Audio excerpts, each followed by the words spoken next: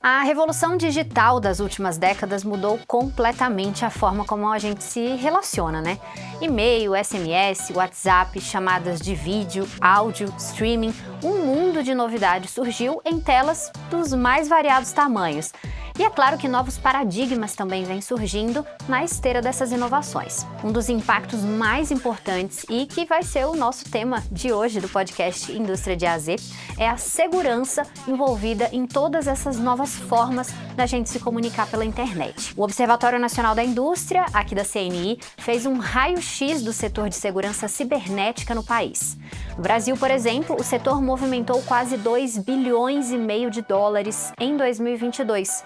Projeções da Mordor Intelligence apontam que esse valor pode chegar a 4,85 bilhões de dólares em 2027, com um crescimento anual de mais de 10%.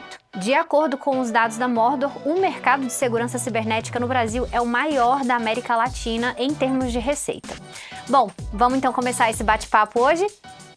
Bom, gente, para entender melhor todo esse cenário, que ainda é pouco palpável, né, para muita gente, nós vamos conversar hoje com o Valdir Assis, que é especialista em políticas e indústria da CNI e atua na área de tecnologia e inovação do Observatório Nacional da Indústria. Oi, Valdir, tudo bem? Olá, Natália, tudo bem? É um prazer estar aqui participando de mais um podcast da Indústria AZ e também uma oportunidade de divulgar um produto de inteligência do Observatório Nacional de Segurança Cibernética. Perfeito, Valdir, obrigada pela sua participação. E a gente conversa também com o Tiago Tavares, que está online aqui com a gente. Ele é presidente da SaferNet, uma associação sem fins lucrativos que existe desde 2005 no Brasil, com foco na defesa dos direitos humanos e segurança digital na internet. Tiago, seja muito bem-vindo, obrigada por participar com a gente também. Muito obrigado, Natália. Um prazer enorme poder conversar com você, com o Valdir e com os ouvintes do podcast da CNI. Bom, pessoal, queria começar perguntando aqui para o Valdir, para a gente entender, primeiro contextualizar, né? Para quem nunca ouviu falar sobre isso ou não entende, o que é segurança cibernética, Valdir? Então, de uma forma geral, a segurança cibernética ela é uma proteção de redes de computadores e de dados, né, contra ataques maliciosos, né, para pegar informações sigilosas, né, das pessoas e das indústrias e informações sensíveis, né, tanto das indústrias como do governo. Perfeito. E, Tiago, como é que a gente pode classificar o que seria um ataque cibernético? Como é que a gente identifica isso?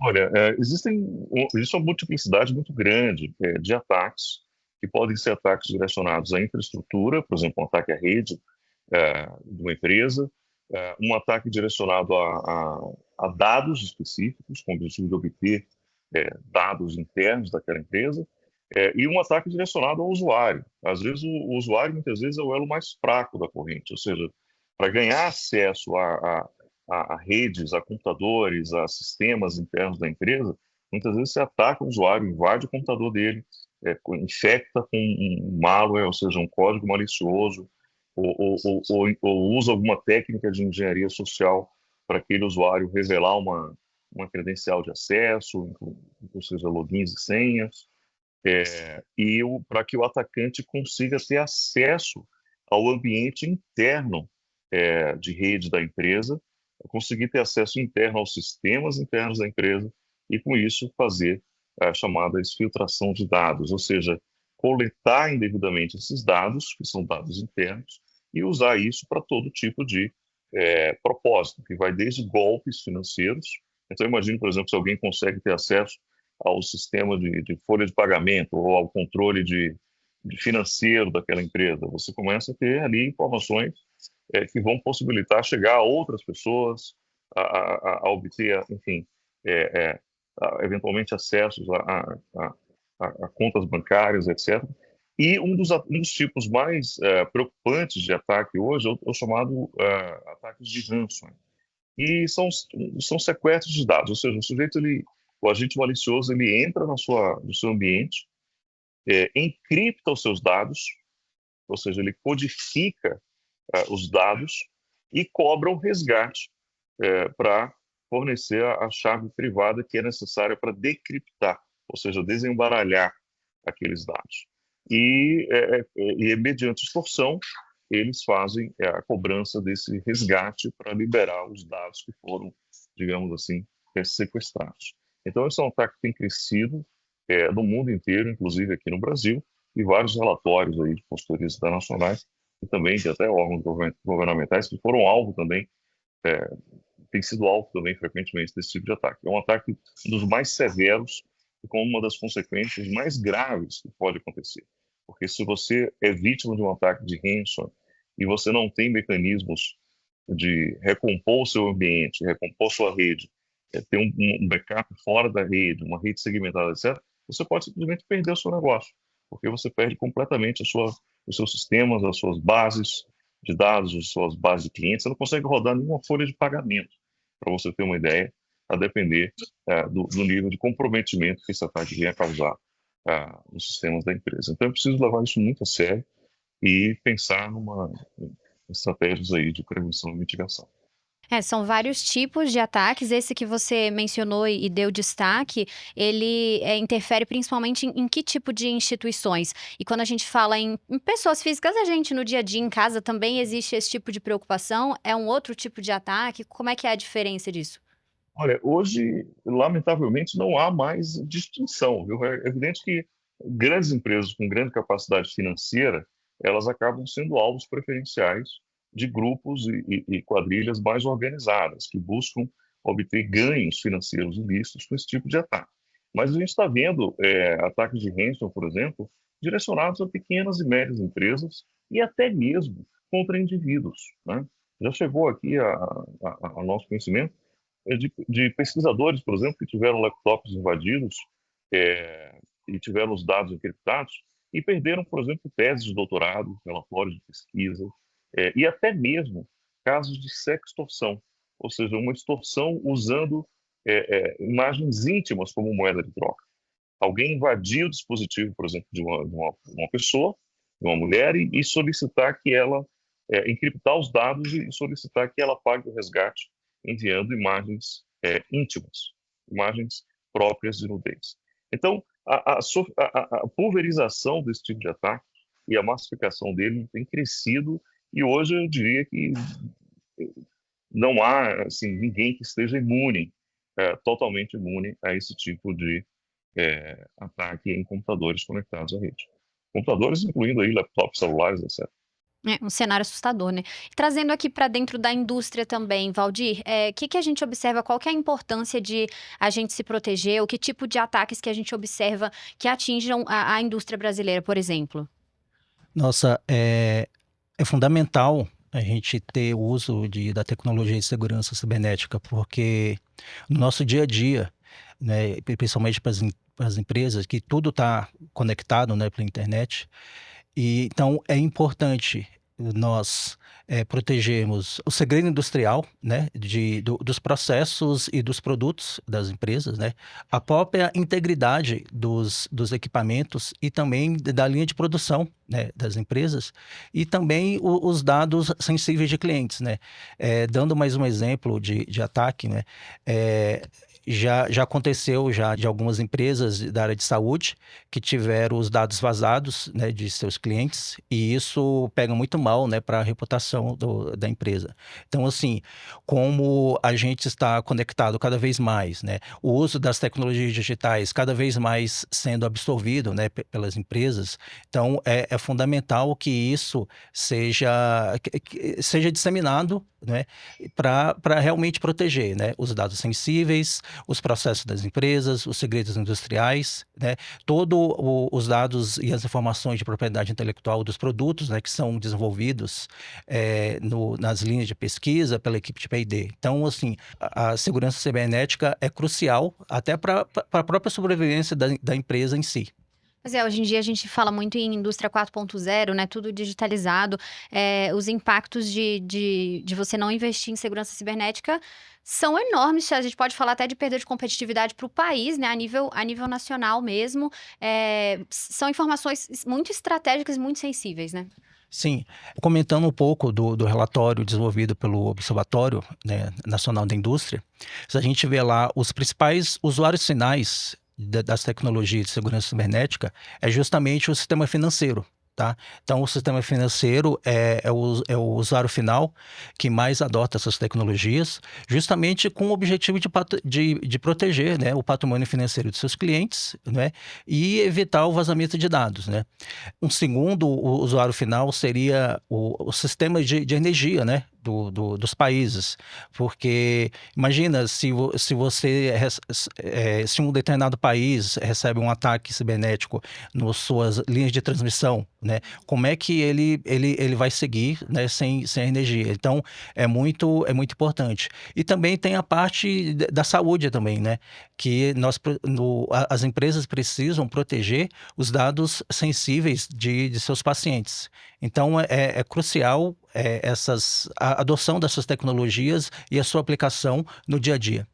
Tiago, e como é que a gente faz segurança cibernética hoje em dia? Quais são os mecanismos, tanto para empresas, bancos, tudo mais, quanto para quem está em casa mesmo, como se proteger?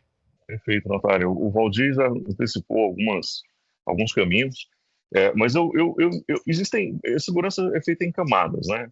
Eu diria que são camadas e camadas de segurança que você vai adicionando com o objetivo de ter um ambiente, uma rede mais resiliente a esse tipo de ataque.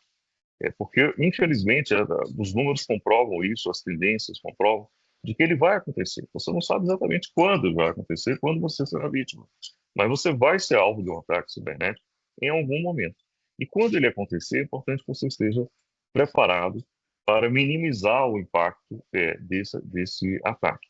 A primeira coisa básica que precisa ser feita e que muita gente esquece: backup regular e seguro. Por quê?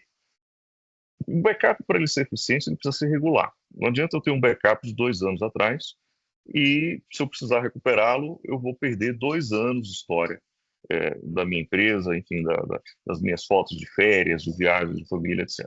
Então, o backup ele tem que ser feito de forma regular, com periodicidade. E segundo, ele precisa ser armazenado em dispositivos não conectados à internet. Por quê? Porque é muito comum que você, por exemplo, faça backup num HD externo que está sempre conectado ao seu servidor, o seu laptop, o seu desktop.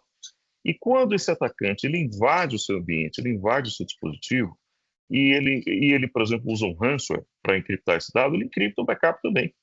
E a gente tem visto muito isso acontecer em empresas, né, que a máquina de backup ela também está conectada na rede, e o atacante, ao conseguir acesso a esse ambiente, ele acaba acessando também a máquina de backup e encriptando tudo, inclusive o backup. Nossa, aí Então você tem que acabou tudo. segmentar isso, segmentar a rede, deixar um backup, uma cópia de backup regular, separada, não em um dispositivo não conectado à internet. Segundo coisa básica, muito importante, que muita gente esquece: atualização de patches de segurança. Ou seja, quando você baixa um sistema operacional, um aplicativo no seu celular, instala algum programa, esse programa ele passa por atualizações constantes, desde o sistema operacional até os aplicativos e softwares em geral. Essas atualizações elas precisam ser aplicadas para que elas surtam efeito. Se você não atualiza os aplicativos, os sistemas operacionais, ferramentas, etc., você fica vulnerável às falhas de software que são comuns. Os softwares já saem de fábrica com falhas. Essas falhas muitas vezes são desconhecidas e elas vão sendo corrigidas ao longo do tempo. Então é importante aplicar esses patches, porque se você não aplica, você abre a porta para o atacante entrar. E a segmentação de rede, então você ter redes segmentadas com propósitos, com uma política clara ali de senhas fortes e múltiplos fatores de autenticação. A gente recomenda, inclusive, evitar o SMS como segundo fator de autenticação, porque o protocolo do SMS ele é inseguro, é muito fácil você interceptar, por exemplo, uma mensagem que é enviada por SMS. Então, dê preferência para aplicativos que fazem a gestão desse segundo fator de autenticação, com aqueles QR Codes, com aqueles códigos de token, etc. Inclusive token físico, se for o caso, que é um hardwarezinho, você grava ali e você conecta na sua porta USB para que seja feita a autenticação em sistemas críticos, por exemplo. Uso de senhas fortes, não usar a mesma senha em diferentes serviços, porque se houver um vazamento de credencial numa infraestrutura e alguém tiver acesso àquela senha, ele pode tentar aquela mesma senha em outros serviços, então você acaba, enfim, tornando vulnerável outros serviços de outras contas que você utiliza, se você usar a mesma senha. Então, use um gerenciador de senha e desativar serviços não utilizados. É muito comum nas empresas alguém instalar um programa que usou uma única vez e depois esqueceu ele lá. E ninguém desinstalou. É importante fazer essa desinstalação e não esquecê-lo, porque aquele programa pode ser um vetor ali de entrada desse atacante no seu ambiente de rede. A mesma coisa num celular. Tem vários aplicativos que a gente baixa uma vez ou mais, e aí você vai lá olhar nas configurações do seu celular, aquele aplicativo tem permissão de acesso ao seu microfone, à sua câmera, à sua lista de contatos. Quer dizer, você está compartilhando sua vida desnecessariamente com uma empresa de aplicativo que às vezes até saiu do mercado ou não tem patch de segurança, ou um aplicativo que você simplesmente não utiliza mais. Então, são camadas e camadas, né? Filtragem de e-mail, configuração ali de proxies, de firewalls, criptografar os dados sensíveis, e o mais importante, eu diria, ter uma equipe de resposta e tratamento de incidentes de segurança, para que você conheça, tenha um diagnóstico da situação, conheça, saiba identificar, por exemplo, quando o seu ambiente corporativo, a sua rede corporativa, ela estiver sendo objeto de uma tentativa de ataque ou eventualmente estiver sendo invadida, e educar e conscientizar os usuários, porque esse sempre será o elo mais fraco da corrente, né? Se não houver uma mudança de cultura organizacional em prol da conscientização da necessidade de disseminar dicas de segurança, da necessidade de proteger os dados pessoais, reforçar as noções de privacidade, etc., a empresa fica vulnerável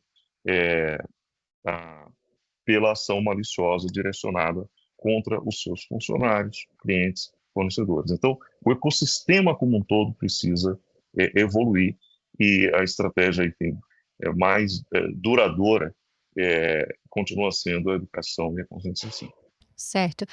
Pois é, Valdir, como é que está o cenário nacional da cibersegurança? O Observatório Nacional tem alguns dados sobre isso para compartilhar com a gente, em termos de empresas, que dados que a gente consegue fornecer para as pessoas, para a gente dar um panorama de como que a gente está? Então, o estudo que foi desenvolvido pelo Observatório Nacional, ele basicamente ele tem quatro partes. A gente a gente caracteriza as tecnologias de cibersegurança. A gente faz uma análise de patentes, né? Onde nisso a gente consegue ver quais são os principais players que estão depositando patentes nessa área. E a gente vê lá, né, a partir dos resultados, que são as principais empresas, né, as Big Techs. Aí. Então, assim, tem a Meta, tem a Microsoft, tem a IBM, tem a Cisco. Então, são os grandes players que estão desenvolvendo pesquisas e depositando patentes nessas áreas. Aí, a terceira parte do nosso reporte é sobre estudo de mercado, tá? Onde nós temos lá dados de mercado a partir de 2022 e também com projeções até 2027. E aí a gente também mostra quais são as principais aplicações, né? Por exemplo, como o próprio Thiago falou, que o ponto de vulnerabilidade das empresas são as infraestruturas de TI das empresas. Então, a principal aplicação de cibersegurança apontada pelo report é justamente infraestrutura, tá? Também a gente mostra quais são os principais players relacionados com os usuários finais. Então, é o sistema financeiro, tá? E também a gente faz previsões de mercado. Por fim, a última parte desse estudo, ele versa sobre as qualificações e demandas de formação que vai ser necessário ter daqui a alguns anos e até já no momento, para que o nosso estudante, os profissionais, né, da indústria sejam capacitados e sejam habilitados a utilizar essas tecnologias, né? Porque essas tecnologias digitais, elas têm uma capacidade de evoluir, sabe, numa velocidade muito grande, então é importante, sabe, a capacitação e uma atualização frequente. Sem dúvidas. Eu queria perguntar também, depois que a gente teve uma noção, assim, né, dos riscos, de como que a gente pode se proteger, mesmo fazendo isso ou não fazendo, né, para as empresas que não aplicaram isso ainda, ou para as pessoas, né, que não aplicam isso no seu dia a dia, o que fazer quando a gente identifica, né, que a gente sofreu um ataque cibernético? Qual é o caminho a se seguir, tanto pensando numa empresa quanto numa pessoa física? Eu ia mencionar, se você é uma empresa e você tem... Hoje existem apólices de seguro, né, contra ataque cibernético. É evidente que são apólices ainda muito caras, não são todas as empresas que possuem isso, mas se você é uma empresa e você tem uma apólice de seguro contra ataque cibernético, a primeira coisa a fazer é acionar a seguradora, que tem times ali de resposta também a incidentes, que vão poder te ajudar.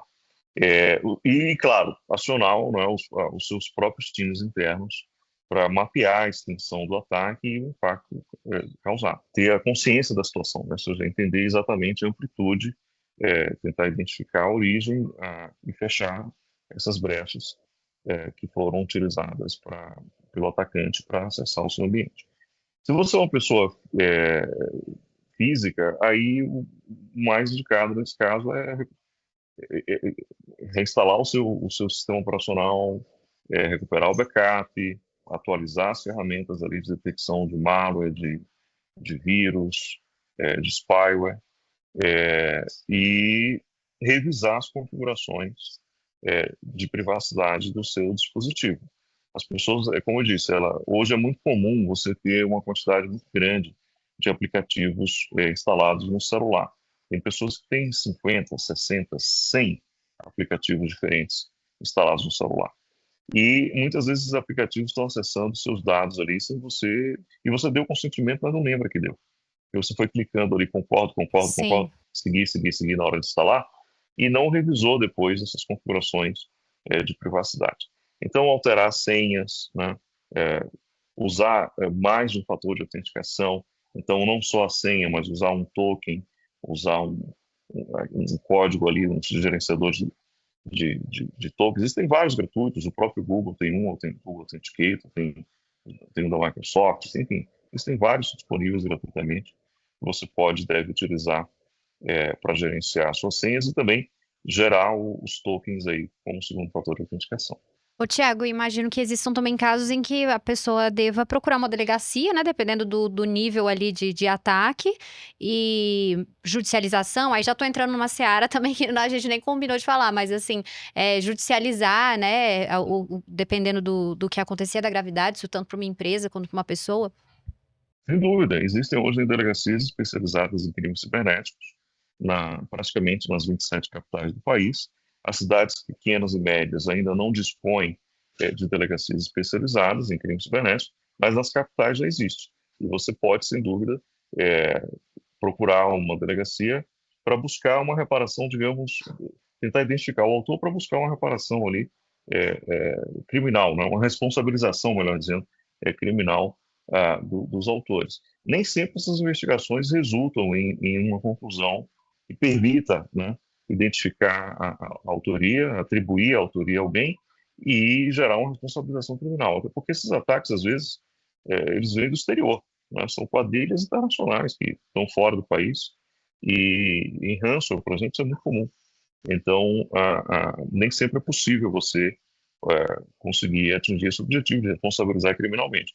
Mas é importante sim formalizar o caso, até para que o poder público tenha condições de gerar estatísticas sobre esse tipo de incidente e para que esses indicadores possam, inclusive, orientar e informar políticas públicas de prevenção a esse tipo de situação. Uhum. É um desafio, né? Porque é um crime que ultrapassa fronteiras, é anônimo, né? É muito difícil identificar, mas é importante cada um ir cuidando do seu, fazendo a sua parte. Encaminhando aqui um pouco para o final, eu queria perguntar para vocês dois, o que que a gente vislumbra para o futuro, quais rumos a digitalização deve seguir e com o que que a gente precisa ficar atento nesse cenário todo? Valdir, se quiser começar? Sim, como foi mencionado, né, nós estamos num mundo com aplicação de tecnologias digitais no nosso dia a dia, né, e estamos cada vez mais conectados, né. Então, o que que é importante para a gente se manter em todo esse contexto? É acompanhar o aprimoramento das principais tecnologias que dão subsídio à segurança cibernética, né, como, né, a machine learning, né, a internet das coisas, segurança de IoT. E também, além disso, é muito importante ter treinamento para acompanhar o avanço, né, dessas tecnologias, não só o avanço dessas tecnologias, também acompanhar a diversidade de novos ataques que vão surgindo a cada dia. E além disso também, capacitar, sabe, os empregados das indústrias, das empresas, para que saibam lidar com essas ameaças da melhor forma possível. Valdir, a gente pode dizer que a indústria brasileira está preparada para lidar com esse problema? Está no caminho certo? Que avaliação você consegue fazer para a gente? Nossa, Natália, essa pergunta é muito, muito importante. Isso me lembra uma reunião que eu participei a semana passada com com a equipe do IBGE para discutir os resultados de uma pesquisa, né, da Pintec semestral. E eu falo para vocês assim que o segurança cibernética ela se faz com as tecnologias digitais. E quando você consegue associar mais de uma, né, ao mesmo tempo, 2 ou 3, mais robusto é o seu sistema para lidar com essas vulnerabilidades. Então, de acordo com essa pesquisa, né, hoje no Brasil, só as empresas de grande porte que estão aptas, sabe, a usar essas tecnologias digitais ao mesmo tempo, sabe, numa quantidade que seja satisfatória, sabe, umas 2 ou 3. Então, de um modo geral, as pequenas e as médias, elas ainda estão usando apenas uma tecnologia. Então, assim, nós ainda não estamos preparados, né? E aí que a gente volta na parte de treinamento e capacitação. E também acompanhar os avanços dessas tecnologias para evitar as vulnerabilidades e os futuros ataques. Uhum. Você acha que assim, a gente pode dizer que o que está dificultando, né, da gente chegar nesse patamar? É a capacitação? Tem algo mais? Quais são as barreiras, né, os principais desafios que hoje o empresário está enfrentando? Então, de um modo geral, além dos treinamentos e capacitação, é o próprio acesso, né, às tecnologias. Porque uma tecnologia de ponta, sabe, que são criadas lá nesses países, né, players que a gente comentou, geralmente elas são de difícil acesso ou são já são caras, né, para serem absorvidas. Então, eu digo que assim, nós precisamos de investimento, sabe, agregado com treinamento e capacitação. Perfeito. Tiago, que reflexões que você pode fazer para a gente, reflexões finais sobre esse tema, desafios, o que que a gente vislumbra no futuro sobre esse assunto? Sim, eu concordo com o Valdir, né? É um caminho sem volta, né? Ou seja, a própria automação da indústria, a modernização das plantas industriais, é, a tecnologia hoje ela é indispensável, não é um caminho sem volta, não tem como voltar atrás, né? A gente tem hoje, enfim, tecnologias que são aplicadas na indústria que são fundamentais para aumentar a produtividade, sensores que são fundamentais, inclusive, para a própria segurança do ambiente industrial. Isso tudo hoje está conectado em rede. A tendência é que essa conectividade ela aumente ainda mais. Então, a necessidade de proteger e garantir a segurança do ambiente computacional, do ambiente de rede das empresas, ela é tão necessária quanto garantir a segurança do parque industrial em si. Ou seja, assim, da mesma forma que você investe em sistemas anti-incêndio, você deve também investir na proteção da sua infraestrutura de rede e nos seus ativos digitais, porque existem riscos associados, esses riscos eles são crescentes, e você precisa ter uma estratégia clara para mitigação desses riscos e prevenção de danos. E a gente já falou de alguns aspectos hoje aqui, mas apenas para mencionar que nós estamos num ambiente de rápida evolução, em que hoje a própria inteligência artificial generativa ela acaba sendo utilizada também para esse tipo de ataque. Então, ou seja, a tecnologia ela não é intrinsecamente boa ou ruim, ela pode ser usada para ambas as finalidades. É como uma faca, né? Você pode usar uma faca para passar manteiga no pão, ou você pode usar a mesma faca para ferir alguém. Então, a tecnologia ela pode ser usada para ambos os propósitos, tanto para defender quanto para atacar.